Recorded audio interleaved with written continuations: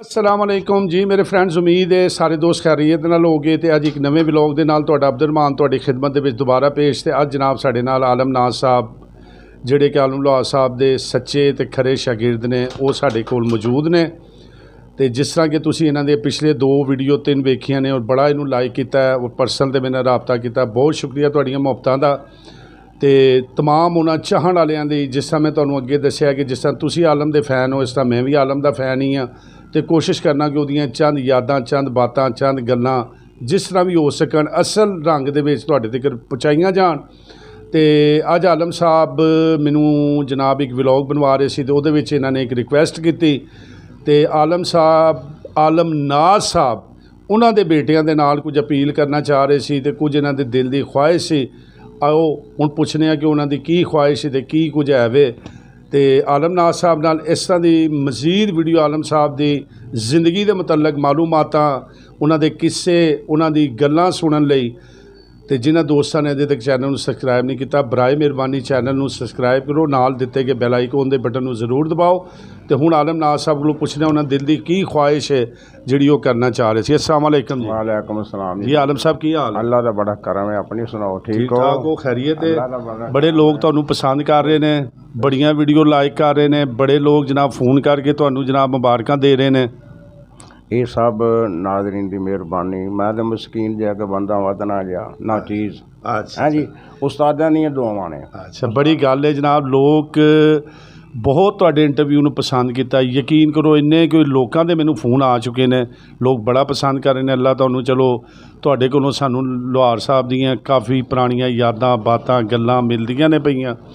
ते तुसीं अगे मेरे नाल एक छोटा जिहा गिला किया कि मैं कुछ अपील करना चाहना, तो की अपने वेखण वालियां नूं, साडे वेखण वालियां नूं अज वो भी दस दिओ। अपील मैं करनी चाहना वा जी, आरफ साहब अगे अल्लाह ने बड़ा दिता है, तारक साहब अगे, अरशद साहब अगे, कि अल्लाह ताला ने बड़ा नवाजिया होया उन्हां दीयां दुआवां नाल। हाँ जी, तो मेरी ये अपील है कि सारे अगे मस्कीन जिहा मैं बंदा वां, मेरी अपील है कि तुसीं जिस दिन उस्ताद साहब दुनिया तो पर्दा किया है, शहीद ने वो शहीद ने, जिस दिन पर्दा किया है तो वो दिन मुकर्रर कर लो, साल बाद उन्हां दा उर्स करा दिया करो, ताकि उन्हां दे जिन्ने शिगिरद ने तुसीं स्टेज ते बह जावो, शिगिरद उन्हां दे सारे जनाब मेरी उस्ताद साहब दा कलाम गान।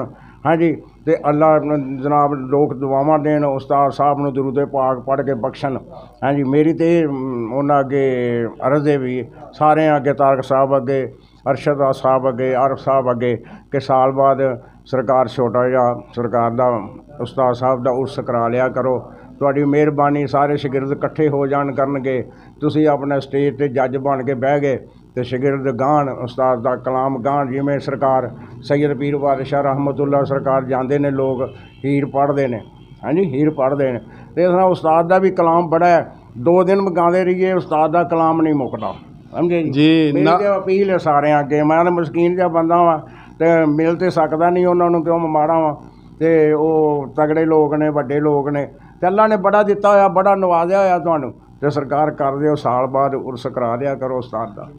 जी नाज साहब ने, आरफ साहब, अरशद साहब और तारक साहब तुहाडे अगे रिक्वेस्ट की है, ये मुहब्बत की इन्हां दी एक निशानी है।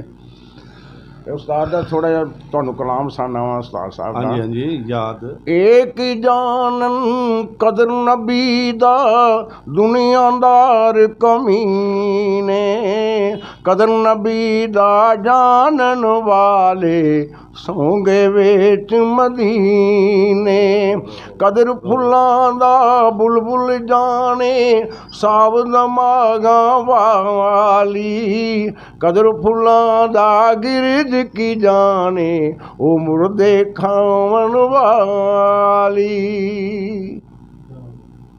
हाँ जी, ठीक हो गया जी। उम्मीद है ये बिल्कुल आलम नाज साहब ने बड़ी अच्छी एक अपील की है कि जेड़े उन्होंने शागिर्द, जेड़े उन्होंने चाहण वाले, जेड़े उन्होंने मुहब्बत करने वाले, अगर आरफ साहब कोई एक ऐसा प्रोग्राम पाकिस्तान ज़रूर रखो, क्योंकि तुसीं अपने वालिद नाल मैनूं पता है बहुत मुहब्बत करते हो। तो बड़ी अच्छी अपील नाज साहब ने की है, ताकि उन्होंने चाहण वाले, उन्होंने शागिर्द एक पॉइंट ते इकट्ठे होण ते आलम साहब का नाम जिंदा रहे। यह भी तुहाडी जिहड़ी है ना जी वीडियो, ਇਹ ਵੇ ਕਿ ਮੈਂ ਸਾਰਿਆਂ ਅੱਗੇ ਅਪੀਲ ਕਰਨਾ ਵਾ ਕਿ ਤੁਸੀਂ ਵੀ ਸਾਰੇ ਉਹਨਾਂ ਨੂੰ ਕਹੋ ਜੀ ਜ਼ਰਾ ਪੁਰਸ ਰੱਖ ਲੈਣ, ਮਿਹਰਬਾਨੀ ਹੈ। ਤੇ ਮਿਲਦੇ ਹਾਂ ਨਵੀਂ ਵੀਡੀਓ ਦੇ ਨਾਲ। ਅਸਲਾਮ ਅਲੈਕੁਮ।